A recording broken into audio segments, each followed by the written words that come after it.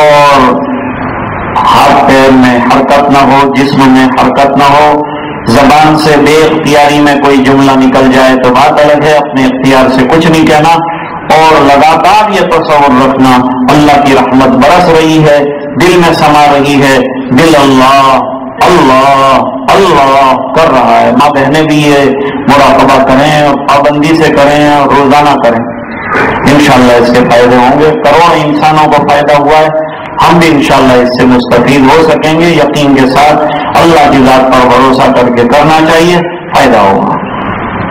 اللہ کی رحمت برس رہی ہے، دل میں سما رہی ہے، دل کہہ رہا ہے اللہ اللہ اللہ۔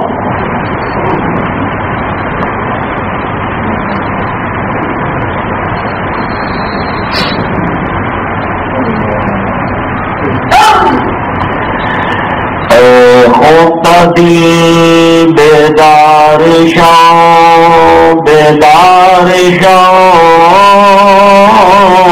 بیدار شو،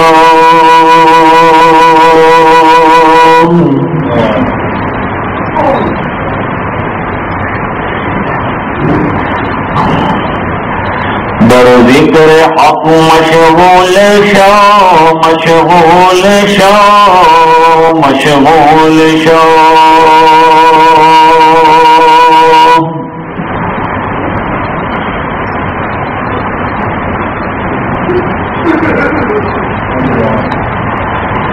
عزیزو دوستو یارو یہ دنیا دار فانی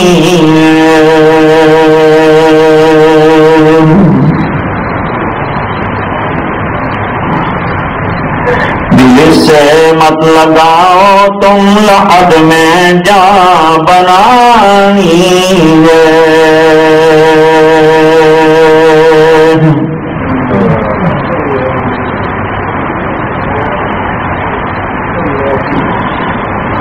آیا بغیر طاقت پھنسا لذات دنیا میں،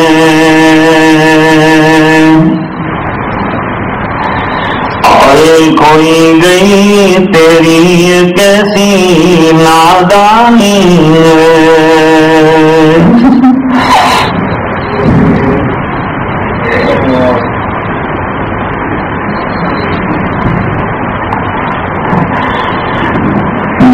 مغموم کو مسرور کر دے،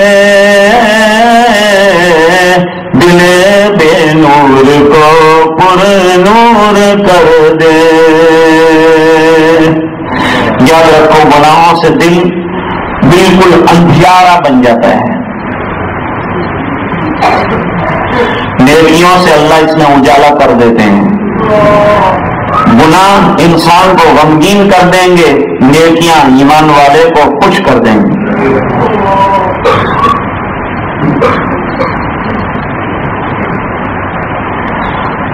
کثرت گناہ نے ہمیں ڈپریشن کا شکار بنا دیا ہے۔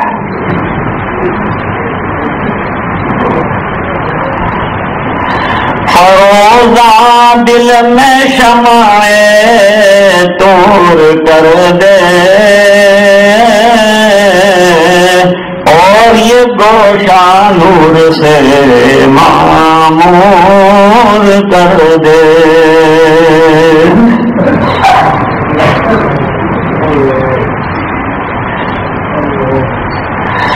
اور میرا ظاہر سور جائے الہی، میرے باطن کی ظلمت دور کر دے۔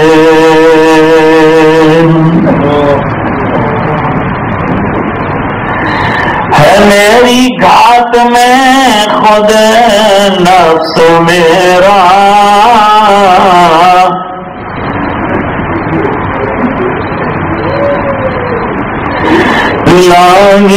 اس کو دے مقدور کر دے۔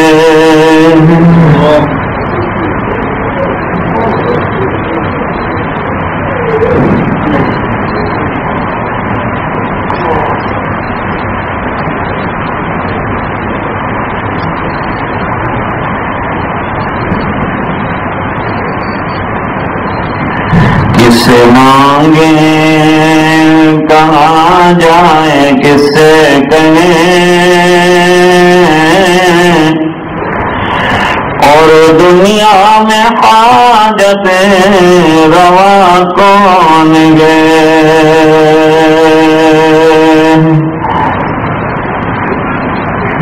سب کا داتا ہے تو سب کو دیتا ہے تو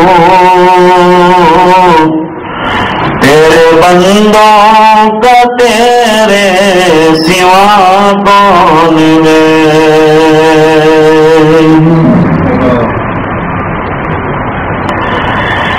کون مقبول ہے کون مردود ہے اور بے خبر کیا خبر تجھے کو کیا کون ہے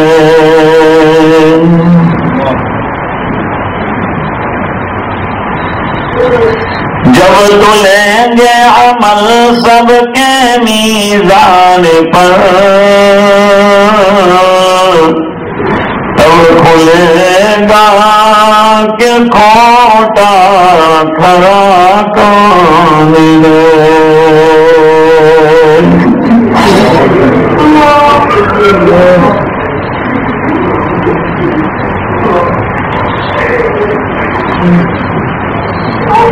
جب آنکھیں بند ہو سوچنا چاہیے اپنے اختیار سے آج میں نے آنکھیں بند کی ہے ایک دن میرے جسم پر یہ اختیار ختم ہو جائے گا مجھے پتہ بھی نہیں چلے گا کٹے ہوئے درخت کی طرح گر جاؤں گا اور پتہ نہیں کون آنکھ بند کرے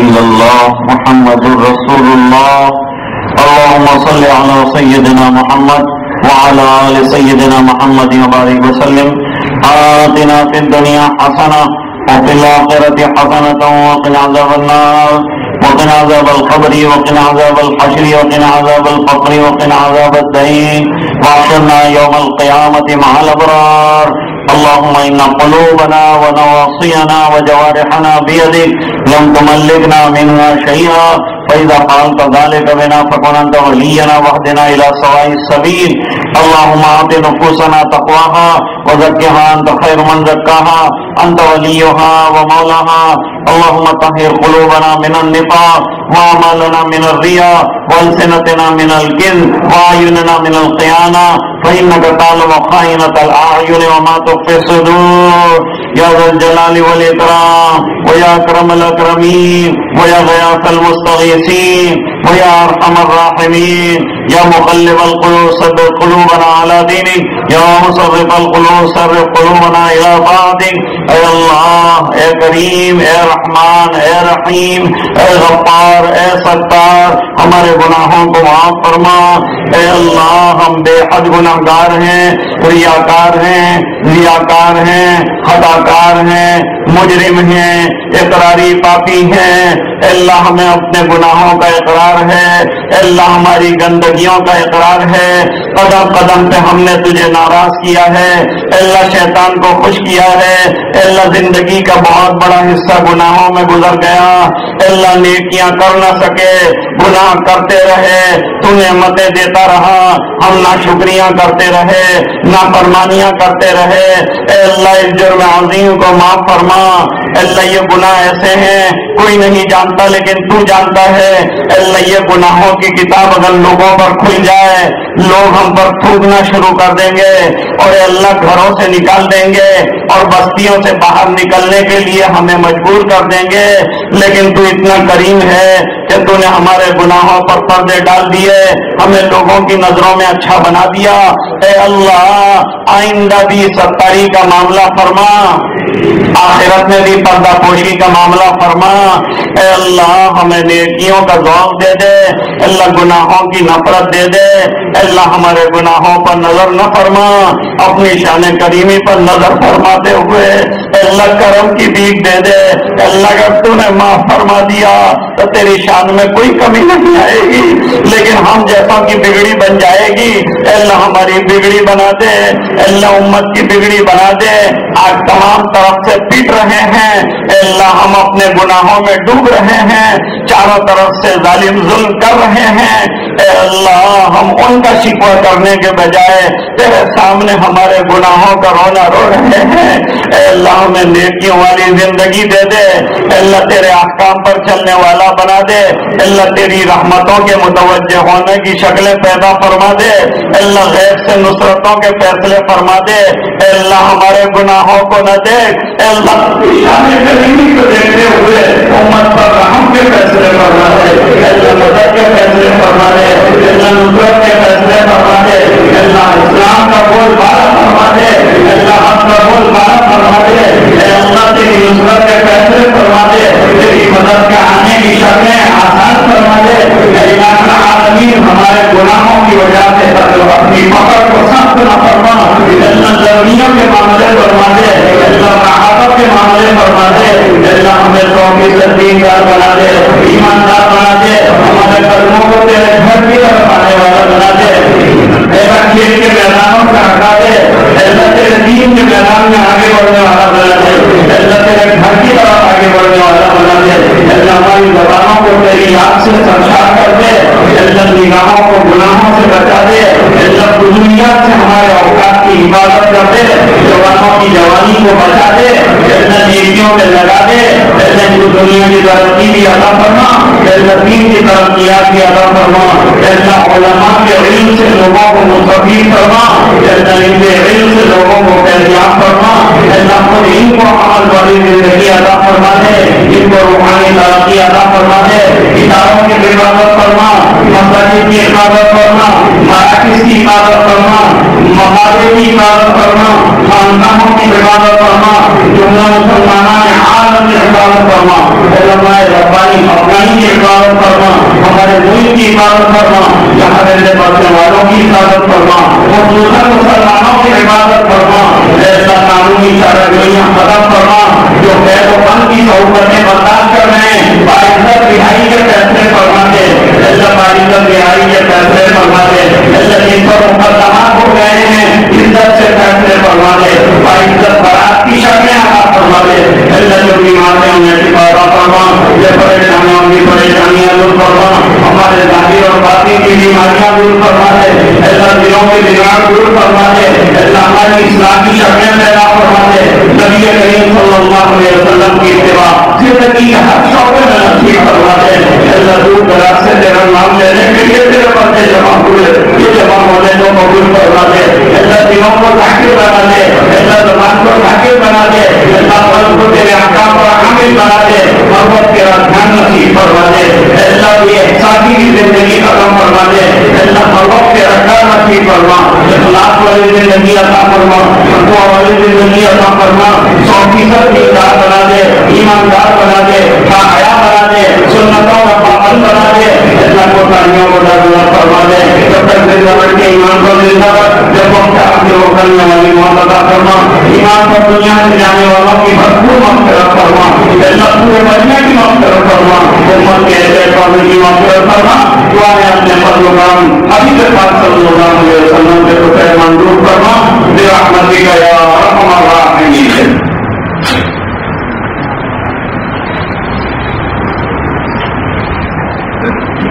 Thank you.